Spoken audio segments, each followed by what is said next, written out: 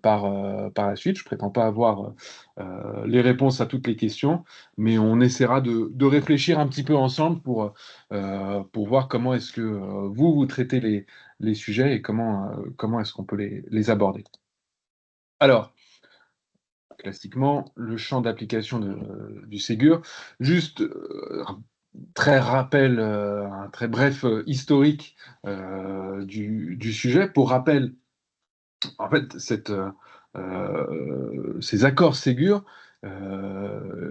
ils émanent ils sont la résultante en fait de la crise Covid et du premier confinement. Au sortir du premier confinement et de la crise sanitaire, le gouvernement a décidé de revaloriser les salaires des personnels des établissements et services médico-sociaux, donc des personnels soignants, et ça s'est matérialisé par un premier accord en 2020 qui s'appliquait dans la fonction publique hospitalière et des mesures successives qu'on retrouve dans la mesure Laforcade de 2021, Ségur 2 en 2022, qui sont des mesures de revalorisation des personnels hospitaliers et des personnels soignants.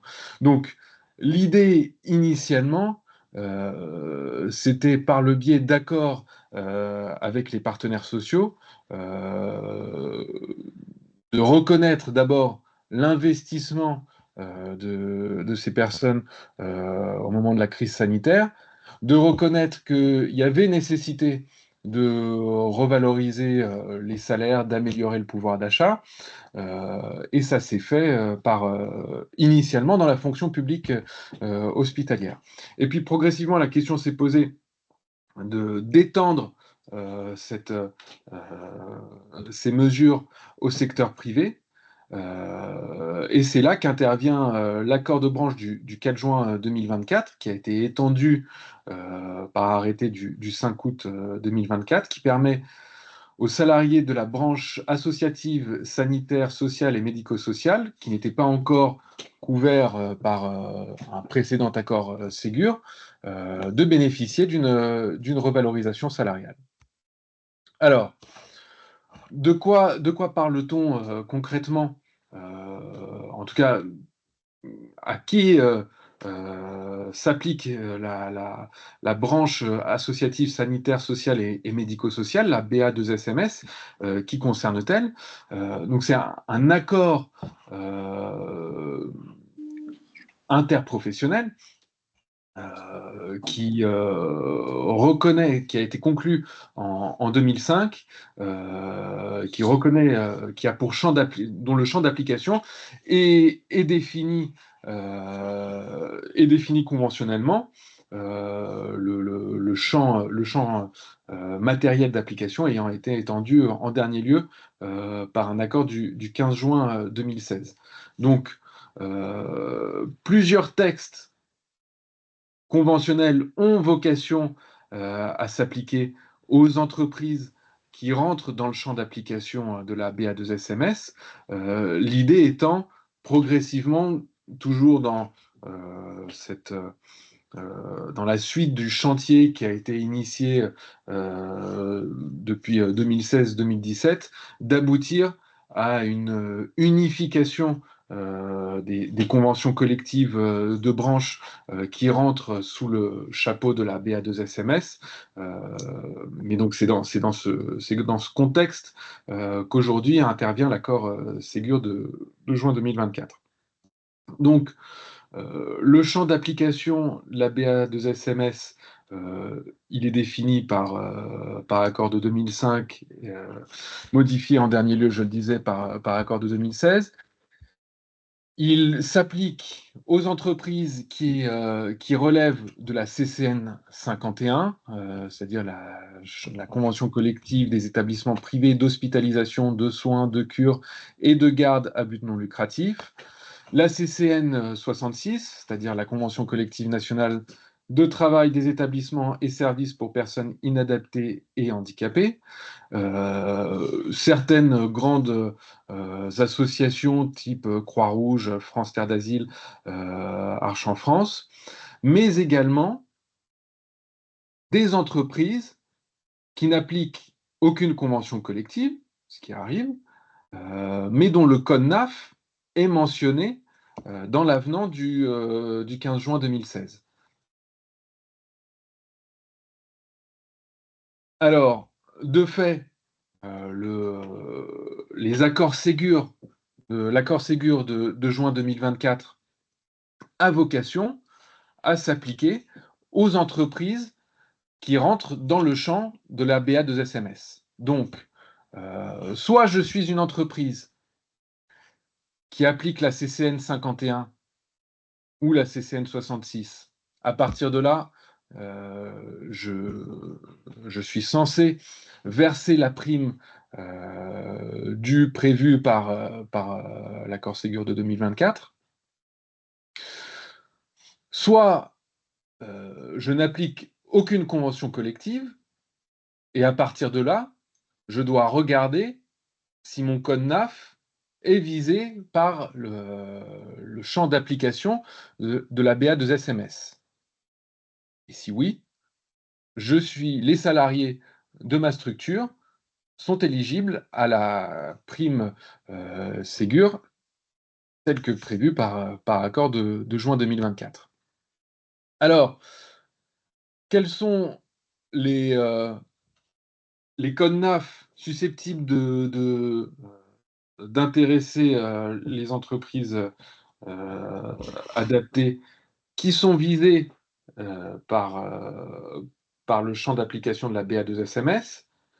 C'est en particulier le code NAF 88.10c, aide par le travail, qui vise les activités des établissements et services d'aide par le travail, les ESAT, les centres de rééducation professionnelle, CRP, et les entreprises adaptées. Donc ça, c'est le code NAF tel qu'il est visé par l'accord BA2SMS de 2005, révisé en 2016. Ça concerne également le code NAF 88-99B, action sociale sans hébergement, 88-10B, accueil ou accompagnement sans hébergement d'adultes handicapés ou de personnes âgées. Ce qui est intéressant, et c'est un point sur lequel Sébastien a alerté mon attention, c'est que, en réalité, si on regarde un peu plus dans le détail, on rentre dans le détail des codes NAF, ce dont on se rend compte, c'est que le code 8810C, tel qu'il était prévu en 2005, donc qui recouvrait les entreprises adaptées au moment de la conclusion de l'accord déterminant le champ d'application de la BA2SMS, ce code NAF a évolué puisque aujourd'hui, l'INSEE, et depuis 2009, considère expressément que le code 8810C ne comprend pas, ne recouvre pas les activités des entreprises adaptées. Donc, on voit déjà que entre le champ d'application conventionnel de la BA2SMS et donc de l'accord Ségur tel que prévu en 2024 et la définition du code NAF telle qu'elle est appréciée aujourd'hui par l'INSEE, on a une dichotomie, une différence, et qu'on pourrait déjà s'appuyer sur la définition INSEE pour dire, certes, moi je n'applique aucune convention collective, mon code NAF, c'est le 8810C. En revanche, si je regarde le code NAF 8810C tel que défini par l'INSEE, je constate que moi, entreprise adaptée, je ne suis pas visé par l'article, par le code NAF 8810C. Donc ça veut dire que peut-être le code NAF qui m'a été délivré ne correspond pas en réalité à l'activité principale de mon entreprise. Pour revenir au sujet plus spécifique de la prime Ségur, sont éligibles à la prime à partir du moment où l'entreprise entre dans le champ d'application du Ségur. Donc, sont éligibles à la prime tous les salariés employés par une structure relevant de la BA2SMS qui n'ont pas été bénéficiaires précédemment d'une prime Ségur ou équivalent. Donc, l'idée, c'est de faire bénéficier, si on fait une exégèse, une lecture presque littérale du texte, c'est de faire en sorte que les salariés qui n'ont pas bénéficié soit de prime Ségur ou de prime équivalente précédemment, soient désormais éligibles à la prime telle qu'elle est prévue. En revanche, cette prime ne peut se cumuler avec d'autres revalorisations ayant le même objet mises en place antérieurement dans les structures, qu'il s'agisse de ce qu'on a vu en introduction, c'est-à-dire des primes Ségur 2020, la FORCAD 2021 ou Conférence des métiers 2022. Alors, très récemment, la DGEFP a établi, donc la DGEFP, c'est l'organe technique du ministère du Travail, a établi une note à destination des entreprises du secteur de l'insertion et des entreprises adaptées. Et l'interprétation, alors c'est une interprétation administrative, ministérielle qui peut difficilement dire dans tel cas ça s'applique, dans tel cas ça s'applique pas, et relever des incohérences dans le champ d'application de l'accord Ségur 2024. Il y a une forme de devoir de réserve qui est due par les agents de la DGEFP, mais le message qui est plus ou moins clairement véhiculé par le ministère du Travail, c'est de dire qu'il faut regarder, si l'entreprise applique une convention collective visée par le champ d'application du Ségur, CCN 51 ou CCN 66, mais il faut regarder aussi quelle est l'activité principale de l'entreprise. Et ça, on va y revenir un peu après. Pourquoi? Parce qu'on peut avoir quand même des cas où une entreprise, pour tout un tas de raisons, applique une convention collective de branche, mais qui, en réalité, ne correspond pas à l'activité principale de l'entreprise. Alors, justement, j'y viens. Les questions soulevées par le code, par l'application, le champ d'application du Ségur. Premier point, je suis une entreprise adaptée, j'applique la CCN 51 ou la CCN 66. Dans plein de secteurs différents, que ce soit dans l'insertion, les entreprises adaptées, l'économie sociale et solidaire, mais aussi la métallurgie ou l'industrie, les services ou autres, plein d'entreprises appliquent une convention collective qui ne correspond pas à leur activité principale. Pourquoi? Parce que soit ces entreprises sont issues d'un groupe plus important et par facilité, praticité, une entreprise applique la même convention collective que celle de son groupe, alors que l'activité principale n'est pas forcément correspondante, soit la question ne s'est pas vraiment posée et on a appliqué une convention collective qui semblait tomber sous le sens, mais si on regarde de façon un peu plus fine, on se rend compte qu'elle ne correspond pas nécessairement à la réalité terrain et opérationnelle de l'activité exercée. En soi, c'est pas grave, mais la question, si je suis une entreprise adaptée et que j'applique la CCN 51 ou la CCN 66, je pense qu'il faut systématiquement se poser la question de savoir si cette convention collective relève effectivement de mon activité principale, et sinon, le cas échéant, est-ce que je peux changer de rattachement, changer de convention collective de branche applicable à mon entreprise?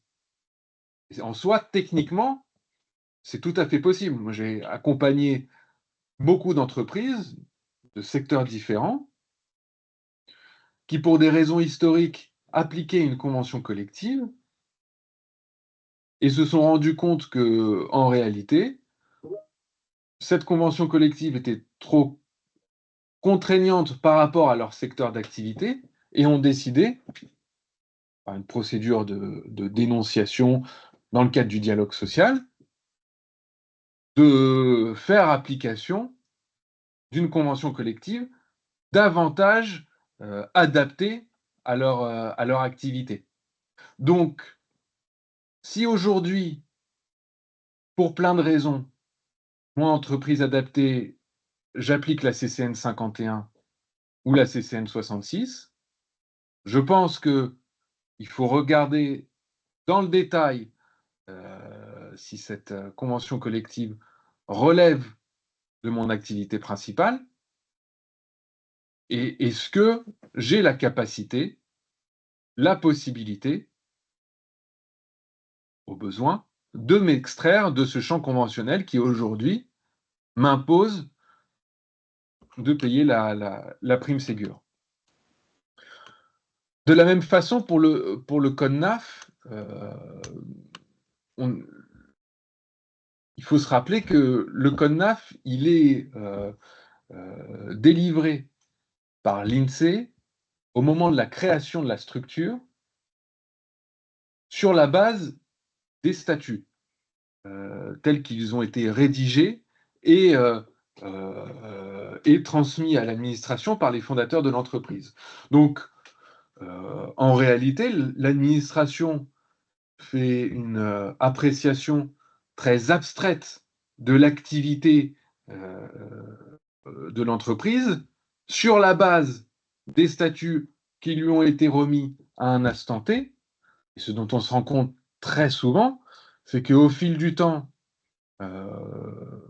l'activité de l'entreprise a quelque peu évolué alors que les statuts sont souvent des documents juridiques assez figés n'ont pas évolué dans le même temps. Donc le code NAF, code APE, ne correspond pas forcément à l'activité principale de l'entreprise, et donc, de manière souvent, ça ne pose strictement aucun problème, mais là, lorsqu'on se retrouve dans une situation où je n'applique aucune convention collective de branche, mais j'ai un code NAF, notamment le 88 10C, qui est visé par la BA2SMS et donc le Ségur de juin 2024, je suis redevable d'une prime mensuelle auprès de mes collaborateurs, alors que si je regardais un peu plus dans le détail, il y a peut-être code NAF, code APE qui correspondent davantage à la réalité opérationnelle de mon activité. Et là encore, il est tout à fait possible, il y a d'ailleurs un formulaire en ligne qu'il faut renseigner, documenter, justifier, mais qui permet aux entreprises d'obtenir, en tout cas de solliciter, une modification du code NAF auprès de l'INSEE. Donc, première démarche, c'est pas parce que, et première réflexion que je souhaite partager avec vous, c'est pas parce que aujourd'hui, soit par mon statut conventionnel, mon statut collectif conventionnel, ou par le biais de mon code APE, je rentre dans le champ d'application du Ségur, que c'est obligatoirement quelque chose de figé, d'impératif, duquel je ne peux m'extraire. L'entreprise a la possibilité de faire évoluer son statut conventionnel, ses statuts, son code NAF, pour faire en sorte que cela relève davantage de son activité principale et donc sortir du champ d'application des mesures prévues par le Ségur. Alors, deuxième sujet, si je rentre dans le champ d'application du Ségur de juin 2024, c'est à partir de quand je dois verser la prime, euh, telle que prévue par l'accord. Alors là, il y a deux situations différentes. Première situation, je suis une entreprise qui est adhérente à l'une des organisations patronales signataires de l'accord Ségur.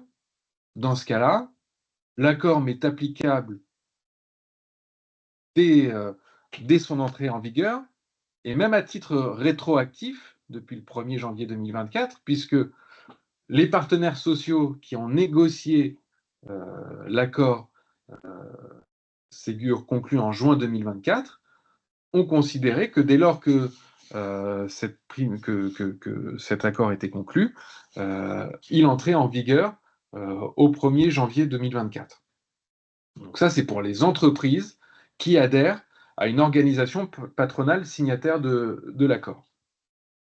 Deuxième situation, qui est une situation également tout à fait courante, je rentre dans le champ d'application de la BA2SMS.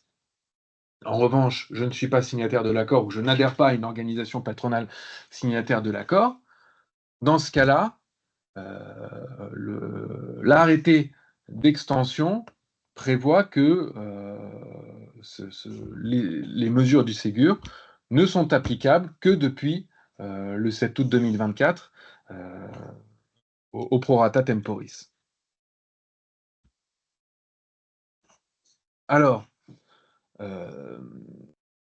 si on parle concrètement de ce que prévoient les mesures Ségur, on se rappelle quand même qu'on parle d'une prime de 238 € brut par mois, 183 € net, ce qui amène à des montants qui peuvent être relativement importants, conséquents pour un certain nombre de structures. Alors, ce qui est prévu, c'est que l'indemnité s'ajoute aux rémunérations brutes des salariés, fait l'objet d'une mention distincte sur le bulletin de paie. Elle ne se cumule pas avec toutes les mesures ayant le même objet, qui auraient été mises en place dans les structures, quelle que soit leur dénomination ou leur forme juridique. Elle est prise en compte dans le salaire annuel moyen, dans le calcul du maintien de salaire en cas de suspension du contrat de travail, dans le calcul de l'indemnité de congés payés. Malgré tout, les questions qu'on peut se poser, et qui aujourd'hui, aucune réponse aujourd'hui n'a été apportée de façon concrète, c'est de se dire, cette prime Ségur, elle a été prévue initialement en 2020, puis par la multiplication des textes, et aujourd'hui en juin 2024, pour permettre de revaloriser la rémunération de personnel, initialement des personnels soignants, mais en tout cas de salariés dont la rémunération n'avait pas été revalorisée depuis un certain temps. Maintenant, on peut s'interroger, et ce sont des pistes de réflexion pour lesquelles je n'ai pas de réponse tranchée, mais ce sont des pistes de réflexion.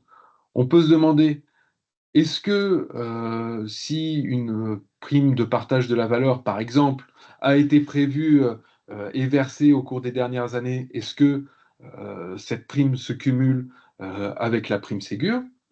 Est-ce que si les salariés de ma structure ont bénéficié de revalorisations salariales au cours des années précédentes et sont au-delà des minima conventionnels du minimum légal, est-ce que impérativement je suis en droit, je suis dans l'obligation, pardon, de verser la prime de 238 euros brut par mois?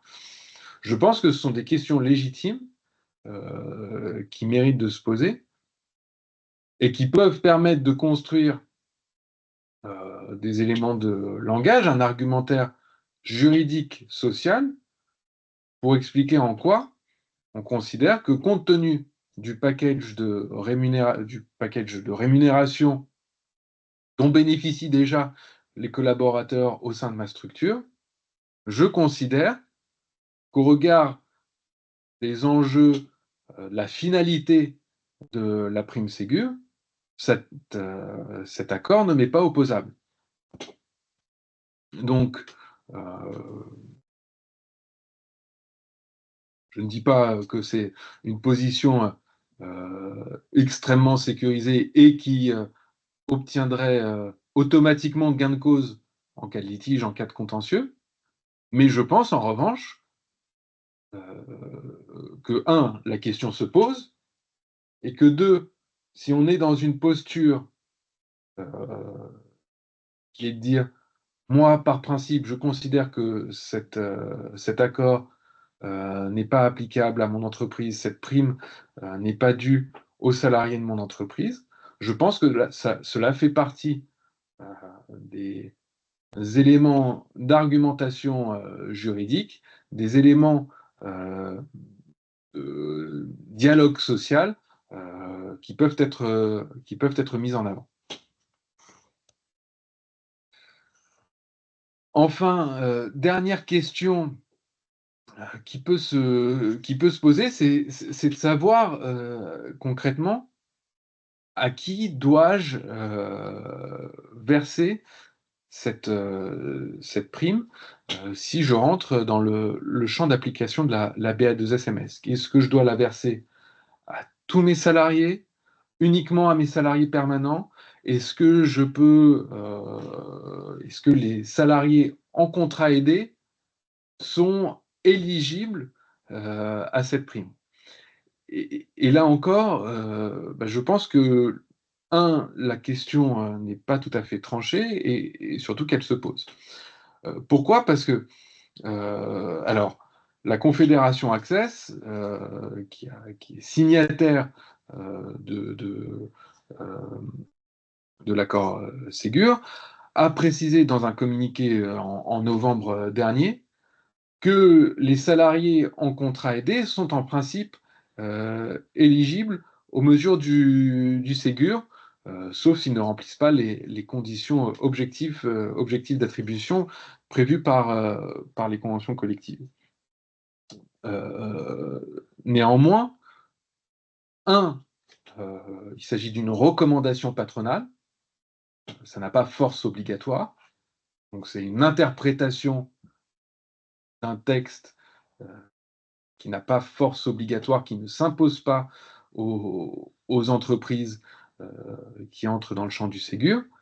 Deux, si on regarde la position de l'administration, alors l'administration, dans son question-réponse du 30 septembre 2024, qui vient préciser certains points suite au Ségur du 4 juin 2024, ne répond pas de façon tranchée ne répond pas du tout, parce que la question ne se pose pas dans le question-réponse à cette question. En revanche, le question-réponse du 30 septembre 2024, donc établi par l'administration, renvoie au document qui avait été établi, donc aux positions administratives qui avaient été établies initialement pour les premiers accords Ségur de 2020, 2021 et 2022. Et ces documents qui avaient été rédigés lors des premières mesures Ségur et la Foncade, s'agissant des questions générales, ces documents précisent que les contrats aidés sont exclus de l'application des compensations et revalorisations prévues dans le cadre du Ségur et des mesures la Foncade. Donc, l'administration, dans son question-réponse de 2024 sur l'application du Ségur de juin 2024, renvoie à ses précédentes positions, qui elles-mêmes, 2020 et 2021, ont considéré, l'administration a elle-même considéré en 2020 et 2021 que les contrats aidés étaient exclus des mesures du Ségur. Donc, à mon sens, et à défaut de précision, de nouvelles précisions de l'administration, aujourd'hui, la position de l'administration, c'est de dire que sont exclus des mesures du Ségur tous les contrats aidés. Donc, sont éligibles aux mesures du Ségur uniquement les salariés permanents ou non, mais en tout cas qui ne constituent pas des contrats aidés dans l'entreprise. Et dernière petite précision, ce dont on se rend compte si on est une entreprise qui applique la CCN 51, c'est que la CCN 51 elle-même, dans son champ d'application, prévoit expressément que la CCN ne s'applique pas aux personnes bénéficiaires de contrats aidés, en ce qui concerne les dispositions conventionnelles spécifiques à la rémunération. Donc, si j'applique la CCN, si je suis une entreprise qui applique la CCN 51, on peut considérer que les partenaires sociaux signataires de cette convention collective ont eux-mêmes considéré que les contrats aidés devaient être exclus de cette CCN et, par conséquent, qu'ils ne sont pas éligibles aux textes ultérieurs signés qui ont vocation à s'appliquer à la CCN 51, qui portent sur les mesures de revalorisation salariale. Donc, de ce fait, on pourrait établir une position qui tendrait à dire que les contrats aidés ne sont pas éligibles à la mesure Ségur. Et j'en ai terminé. Je vous propose qu'on passe aux questions et peut-être réponses. Il y en a quelques-unes, il y en a plusieurs, Mathias, qui partent du fait que l'entreprise adaptée est souvent un établissement d'une association ou d'une structuration d'une autre entité juridique, qu'elle peut avoir de ce fait-là un code d'activité différent, et qu'elle peut avoir des conventions collectives qui peuvent être différentes aussi établissement par établissement. Euh, la question qui se pose, c'est l'application, elle se regarde au niveau de l'entreprise ou elle se regarde établissement par établissement? Bah, en principe, le principe, c'est que une entreprise, entité juridique, structure juridique, est censée appliquer une seule convention collective. À voir si cette convention collective relève du champ de la BA2SMS. Maintenant, par exception, la jurisprudence tolère que si au sein d'une même entreprise, on a des activités extrêmement distinctes et diversifiées, on puisse faire application au sein d'une même entité juridique, au sein d'une même entreprise, de plusieurs conventions collectives de branches différentes, sous réserve d'être en mesure de justifier en quoi ces activités sont totalement distinctes, en quoi il s'agit de personnels totalement différents et cloisonnés les uns des autres. Et dans ce cas-là, à mon sens, on pourrait faire une application des mesures du Ségur, en tout cas une appréciation établissement par établissement. Et dans ce cas-là, le siège qui pourrait être rattaché ou en tout cas affecté à un code qui relève de la base, notamment le 8810C, serait considéré comme devant appliquer l'accord ou pas? S'il n'applique aucune convention collective de branche Oui. et et s'il relève du code d'activité. relève d'un CONDAF 8810C, la lecture littérale tendrait à dire bah, oui, je suis éligible aux mesures Ségur. Maintenant, ça renvoie à ce qu'on se disait initialement. Malgré tout, le code 8810C, il n'est pas visé, tel que défini par l'INSEE, il ne vise plus les entreprises adaptées. Donc, Oui. je dois sortir de ce. Je ne suis pas éligible aux mesures du Ségur. Oui, mais dans ce cadre-là, le siège social n'est pas forcément entreprise adaptée, n'a pas forcément le statut et n'est pas forcément entreprise adaptée. Le Mais, siège mais, social. mais, mais on voit bien que Hum. ça pose cette, situation où on applique au sein d'une même structure juridique plusieurs conventions collectives différentes. On voit bien que ça entraîne des difficultés opérationnelles et même juridiques. C'est-à-dire pourquoi est-ce que dans ce cas-là, est-ce que au- au siège social, je n'appliquerai pas une convention collective type service support, Syntec, conseil ou autre, si on pousse le fil jusqu'au bout. C'est pour ça que, par principe, une convention collective, on applique une convention collective par entreprise.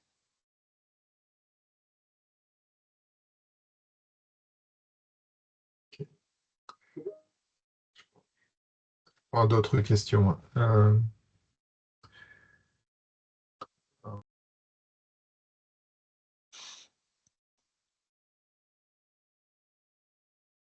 On a toujours des questions qui reviennent à nous sommes entreprise adaptée sans convention collective, mais avec un code d'activité qui relève du code qui relève du champ d'application de la base. Est-ce que la prime Ségur doit être versée aux salariés?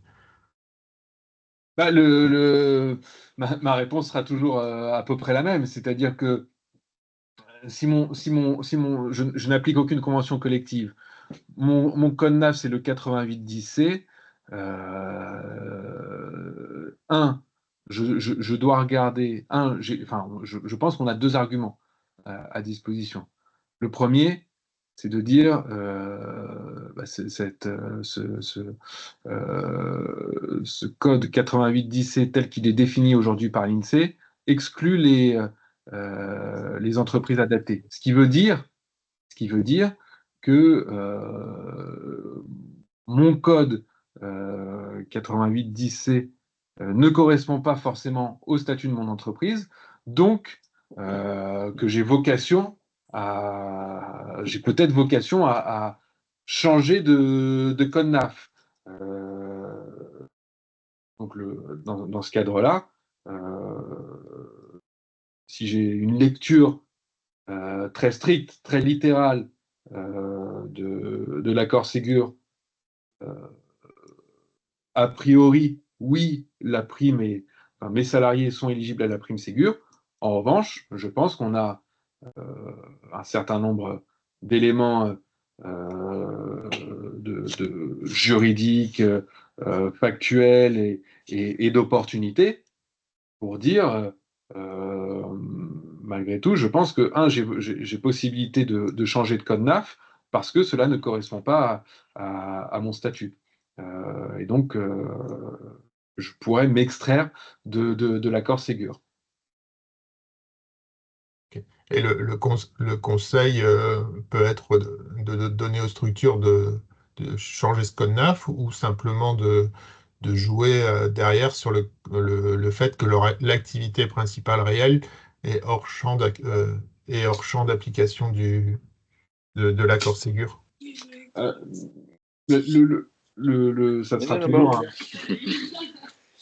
sera toujours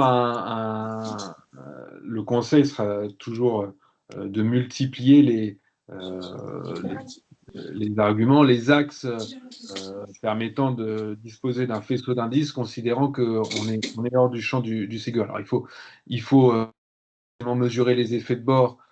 Quand je dis qu'il faut modifier le code NAF, parce qu'il y a forcément des conséquences connexes, mais ma préconisation, ça serait d'avoir des arguments, des éléments de langage tendant à dire mon activité principale ne relève pas du champ de la BA2SMS, donc je ne suis pas éligible à l'accord Ségur. Deux, par sécurité, et compte tenu de mon activité principale réelle, j'ai modifié j'ai fait modifier mon code NAF qui m'est attribué. Excusez-moi, je prends la parole, je me rends compte que c'est pas tellement l'usage, mais le temps passe. Et donc, je suis Luciane Belgy, directrice juridique de l'ANRH. Monsieur Josse, vous ne nous connaissez peut-être pas, mais on est une grosse structure, on emploie 1800 personnes, on a 26 établissements, donc 22 établissements adaptés. Et je voudrais absolument, nous, qu'on aborde absolument le sujet du financement. C'est-à-dire que là, vous avez parlé de beaucoup de choses, mais vous n'avez pas parlé du fait que l'accord a été agréé, ce qui force normalement l'État à nous financer. Et je ne sais pas ce qu'il en est de mes collègues, mais nous, on a fait une demande claire à l'État de nous financer qu'il a refusé. Donc, pour moi, la question de est-ce qu'on doit la prime Ségur en EA, on la doit, quasiment tout le monde la doit. Aujourd'hui, ce sujet, vous venez de l'aborder grandement. Est-ce qu'on peut parler de ce qu'on peut faire, nous, une EA, pour le financement? S'il vous plaît, je ne sais pas, Sébastien, si vous aviez prévu de le faire, mais pour nous, c'est une question centrale. À ce stade, le gouvernement ne prévoit rien pour le financement. Mais c'est tout l'objet, en fait. C'est-à-dire que si vous avez lu l'accord est conditionné au financement de l'État. C'est écrit noir sur blanc dans l'accord. Donc, ouais. L'accord dit, cet accord n'est applicable, je peux vous le reprendre, ça dit, les partenaires sociaux conviennent que la mise en œuvre effective de l'accord est conditionnée à l'obtention de garanties de financement. Derrière, le ministère du Travail, qu'est-ce qu'il fait? Il agrée. Donc, ça veut dire qu'il estime être en mesure de financer cette prime Ségur pour les entreprises adaptées. Et aujourd'hui, on demande à la DGEFP de nous financer, nous, à NRH. Pour nous, la NRH, si on paye 2024, les 5 millions, on est mort. Ça veut dire qu'il y a 1800 personnes qui sont sur le carreau. Donc, c'est pas... Pour nous, c'est central, cette question, c'est une question de vie ou de mort. On a besoin, si on doit payer, d'être financé. Et moi, ce que j'attends de ce webinaire, ce que j'attendais de cet échange, Sébastien, c'est qu'on puisse se parler de ce qu'on va faire collectivement pour le financement. Donc, soit on se bat collectivement pour ne pas être assujetti, soit on se bat collectivement pour le financement. Mais je ne sais pas qui de mes collègues aujourd'hui, il y en a 10 qui ont payé. Pour tous ceux qui n'ont pas encore payé, je ne sais pas qui est en mesure de payer, mais nous ne pouvons pas le faire.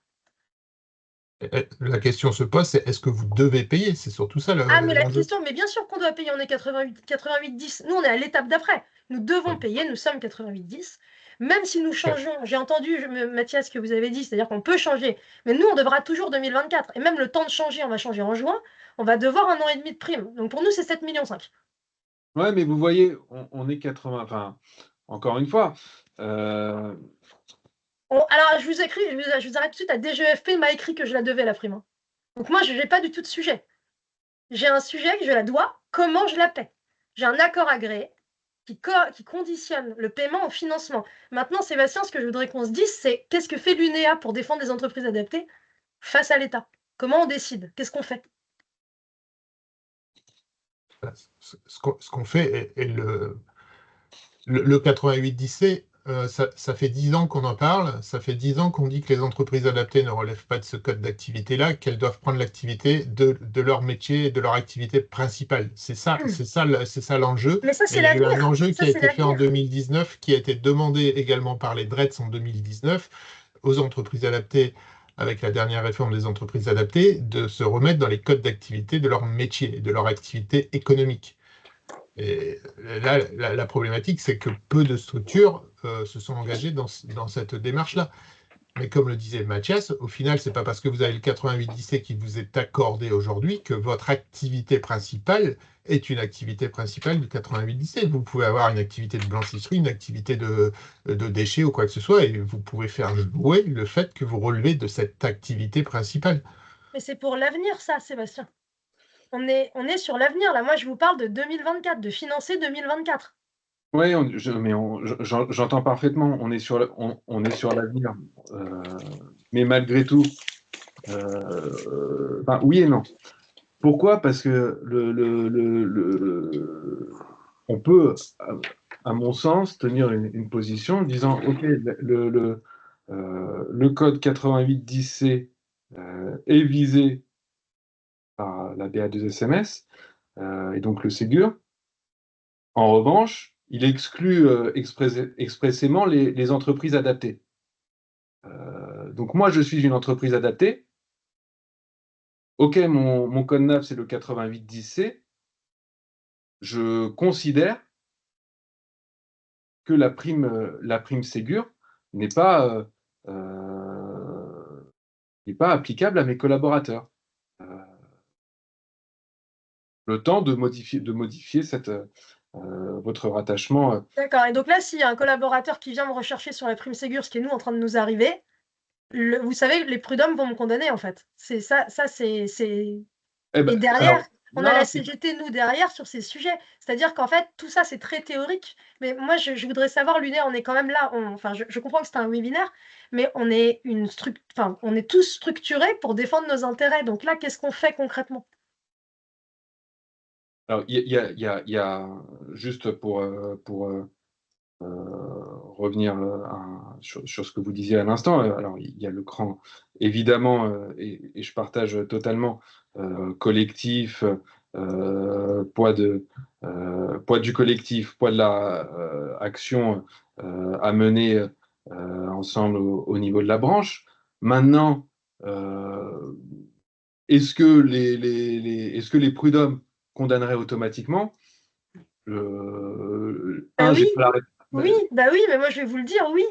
Enfin, nous, on a un courrier de la DGEFP qui dit « Vous êtes la NRH, vous devez cette prime. » On ne Bah, vous la financera pas. Et ce courrier, la CGT là, puisqu'il m'a demandé à moi si j'avais demandé à la DGFP s'il me financerait la prime. Donc nous, on a la CGT qui arrive et qui me dit « Vous nous devez, pour 1500 collaborateurs, 200 € par mois pendant 1 an. » Donc ça vient de passer. Donc nous, c'est 5 millions, on les a pas, je vous l'ai dit. Nous, on a répondu « Attention, l'accord, il est conditionné à un financement et en plus, l'accord, il a été agréé. » Donc moi, je demande à l'État ce que l'État fait. L'État me dit « Je ne vous paie pas. » Donc la CGT me dit « Prouvez-moi que l'État a dit ça. » Donc là, j'ai un courrier de l'État qui dit « Vous devez la prime et je ne vous la paie pas. » Et c'est dans les mains de mon organisation syndicale, là. Donc, je peux vous dire tout de suite ce qui va se passer. bah, C'est que dans 3-4 semaines, ça y est, c'est parti. ouais, Mais là, mais du coup, nous, là, enfin, on fait un recours gracieux à l'État. C'est-à-dire qu'en fait, on est des étapes beaucoup plus. Enfin, moi, je venais pour totalement autre chose. C'est-à-dire que là, nous, on est en recours gracieux, on est parti pour se battre, on ne peut pas payer. On est au-delà on est sûr, qu'est-ce qu'on fait avec un agrément, enfin, qu'est-ce qu'on fait avec un accord qui a été agréé et l'État qui ne paie pas. Enfin, ce sujet, il est central. On est tous concernés par ça. Donc, si on est... L'agrément, parlons de l'agrément. Qu'est-ce que ça veut dire? Concrètement, il faut l'expliquer, parce que je pense que nous, on est juristes tous les deux, on sait ce que ça veut dire, mais il faut l'expliquer ça, que l'État doit payer. L'agrément engage la responsabilité de l'État. Voilà, donc il faut le dire, l'État doit payer, le ministère du Travail, en posant son agrément, a considéré qu'il acceptait de financer, qu'il a les moyens de le faire. Aujourd'hui, on nous le refuse. Et qui portera autrement la voix des EA que l'UNEA, là, sur ce sujet?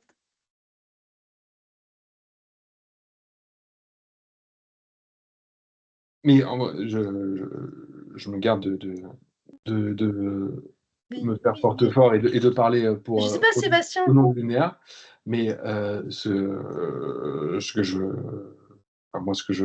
je maintiens, c'est que ce que vous décrivez comme une garantie sûre et certaine que vous serez condamné par une juridiction est loin d'être assuré, loin d'être garanti. Pourquoi? Parce que d'ailleurs, vous développez vous-même des arguments qui sont parfaitement fondés. C'est que je ne peux pas appliquer un accord alors même que les conditions d'application telles qu'elles sont prévues par cet accord lui-même, c'est-à-dire le financement par l'État, ne me sont pas accordées. Donc à partir de là, comment puis-je appliquer quelque chose? La DGEFP dit vous avez des aides au poste, c'est ça votre financement. Je vous l'explique, hein, Oui, c'est tout ce qui est écrit. je sais Vous bien. avez des aides au poste, c'est ça. Mais ce n'est pas le même sujet. Mais je sais que c'est pas le même sujet, mais en l'occurrence, c'est la réponse officielle de la DGEFP. J'en ai parfaitement conscience. Le message que je veux faire passer, au-delà de l'action collective qui effectivement me paraît essentielle, c'est que la garantie, le sujet, le fait que on se fera condamner automatiquement, de mon expérience des prud'hommes des tribunaux, il est loin d'être assuré.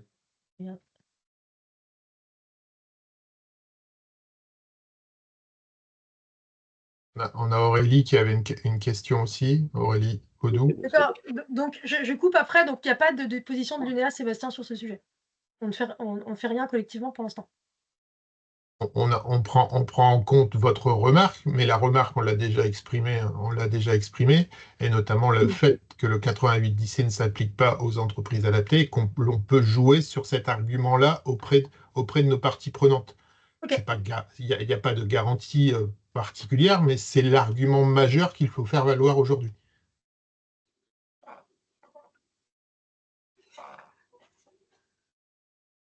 Oui, bonjour, je suis le collègue d'Aurélie Audou.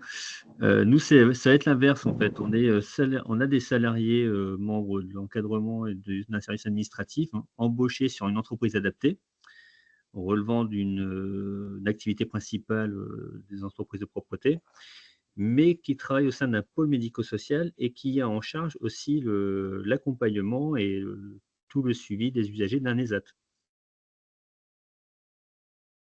En fait, en gros, on est à la fois service administratif de l'entreprise adaptée et de l'ESAT, mais on a un contrat entreprise adaptée.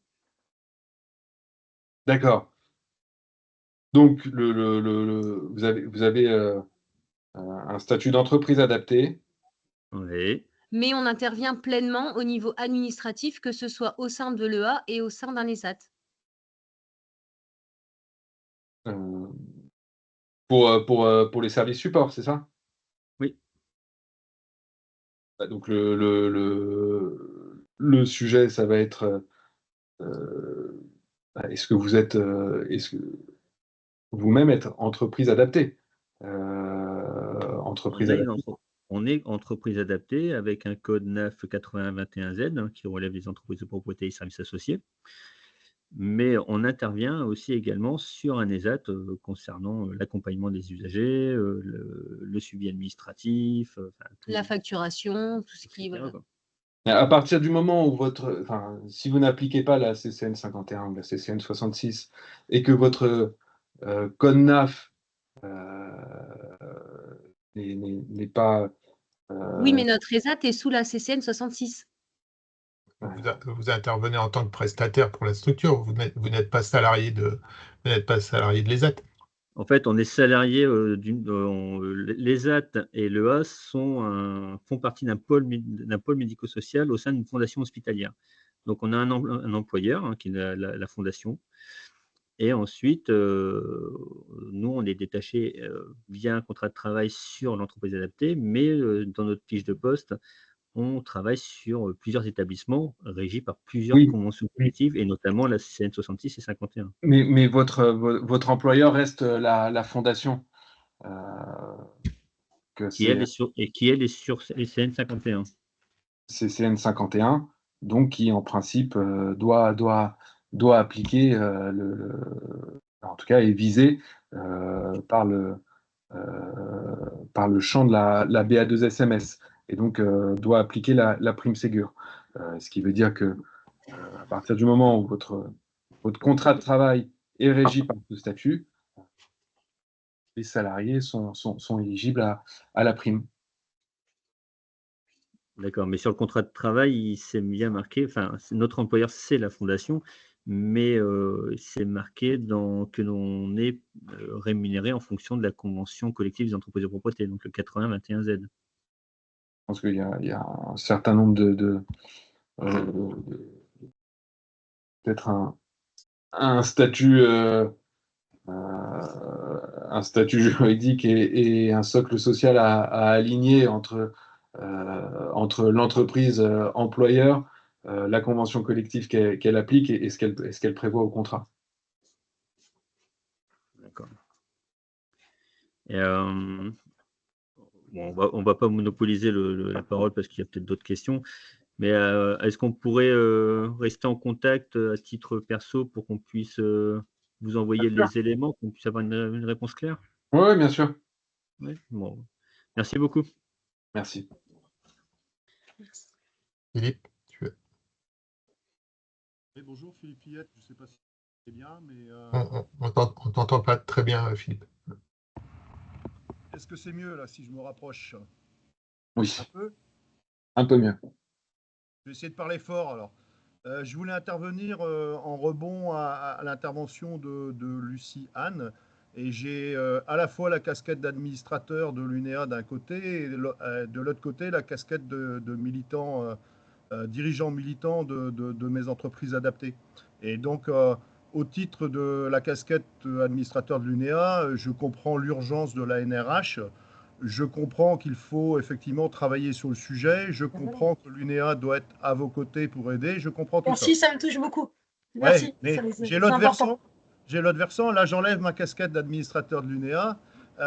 Nous, depuis 2005, donc la loi sur l'égalité des chances qui a basculé les ateliers protégés en entreprises adaptées, nos 3 entreprises adaptées, qui sont que des établissements secondaires, pourtant, on applique 3 conventions collectives de métier pour chacun.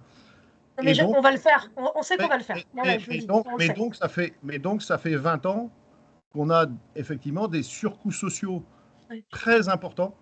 Et j'aurais du mal aujourd'hui, moi, hein, je ne mets pas l'UNEA dans l'affaire, mais j'aurais du mal à comprendre qu'on aille aider à financer. Voilà, parce que le collectif, effectivement, c'est le collectif de l'UNEA, mais dedans, il y a déjà des gens qui ont fait des efforts énormes sur la protection sociale de leurs salariés et qui les ont payés. Donc il faut à un moment qu'on trouve sur la position de l'UNEA, qu'on soit clair sur ce qu'on veut défendre juridiquement, comment on peut vous aider, mais il faut aussi entendre qu'il y aura forcément des voix dissonantes, c'est logique, hein, voilà, c'est tout. C'est exactement la réponse que j'attendais, je vous remercie, on en discute avec plaisir. Merci beaucoup d'avoir répondu précisément.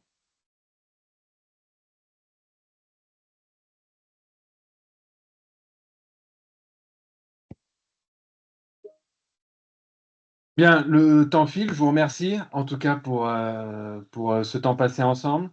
Bonjour, excusez-moi, j'avais une petite question complémentaire.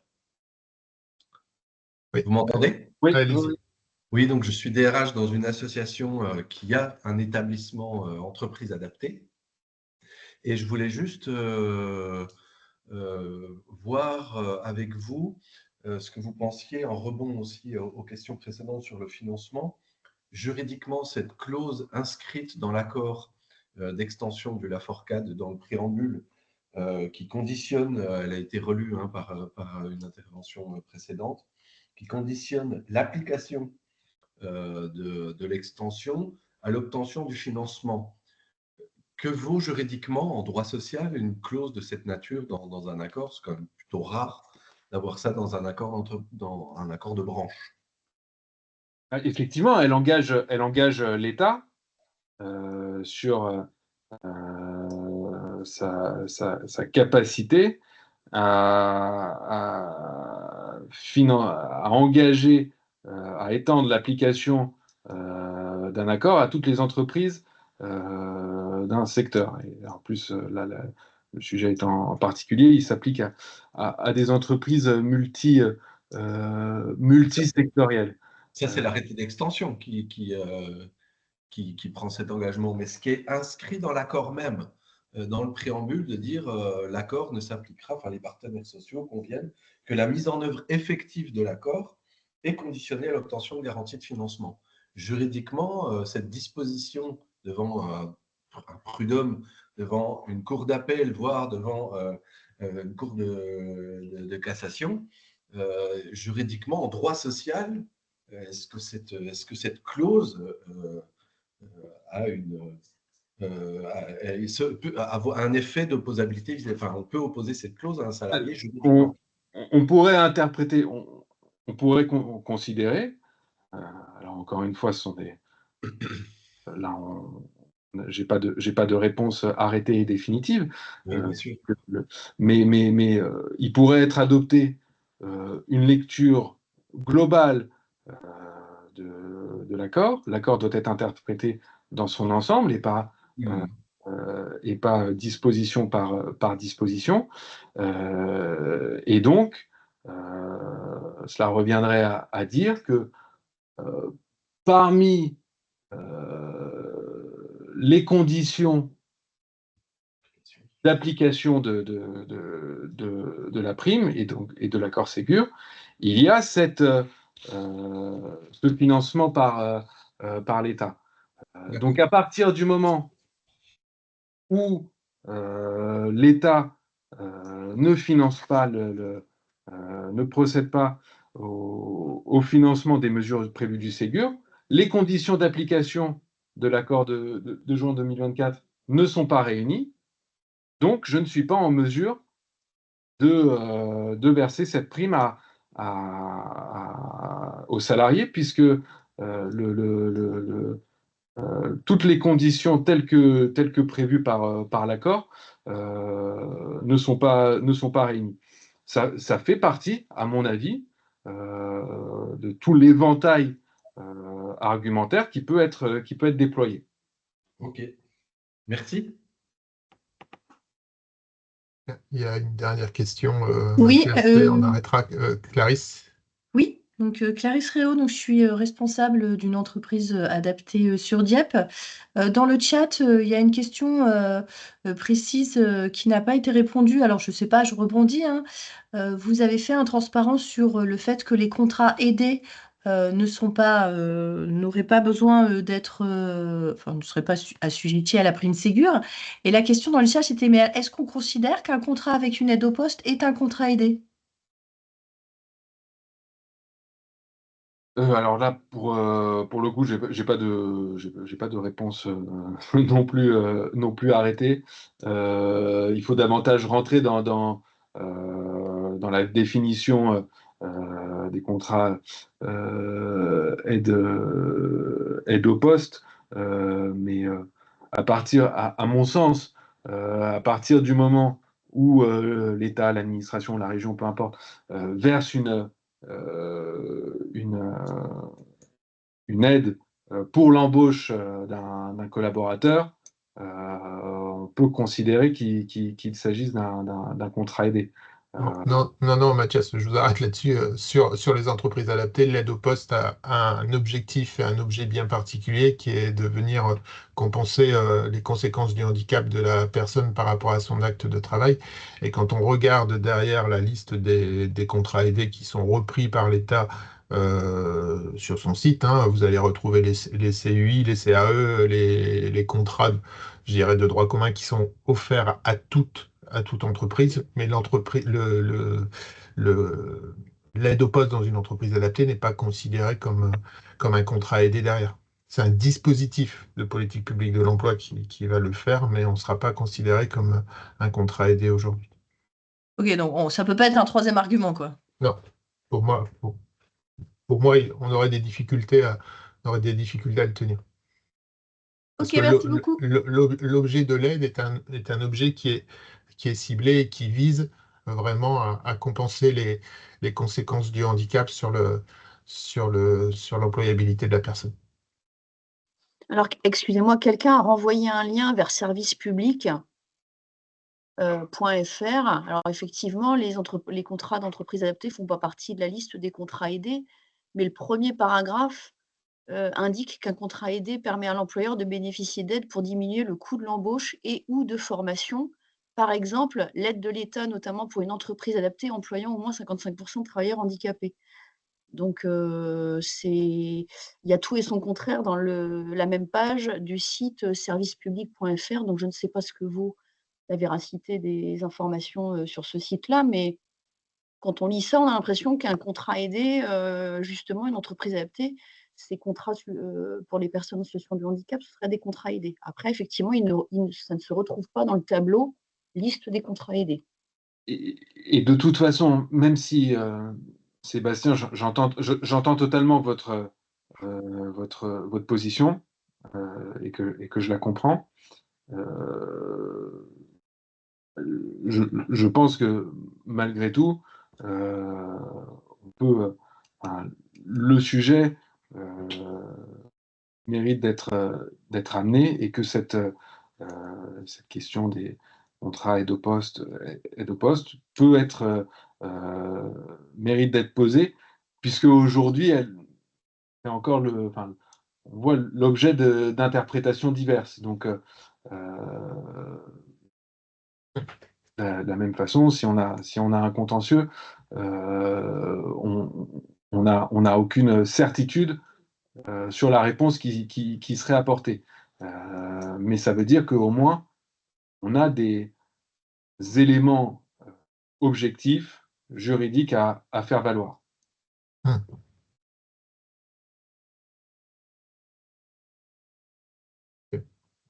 Ça, on pourra se le faire préciser, mais sur l'interprétation et sur ce qui est écrit sur le site servicepublic.fr, en effet. Bien, merci beaucoup. Oui. On rebalayera l'ensemble des questions qui sont encore dans le chat qui n'auraient pas pu être éventuellement abordées, et puis on regardera comment on peut vous y répondre derrière, avec un échange avec Mathias pour une préparation de réponse. Vous diffusez le support? Oui, le support va être mis à disposition. Merci. Je vous remercie. Merci Mathias pour l'intervention. Je vous en prie, merci. À très bientôt. Je vous souhaite une bonne journée. Au revoir. Merci.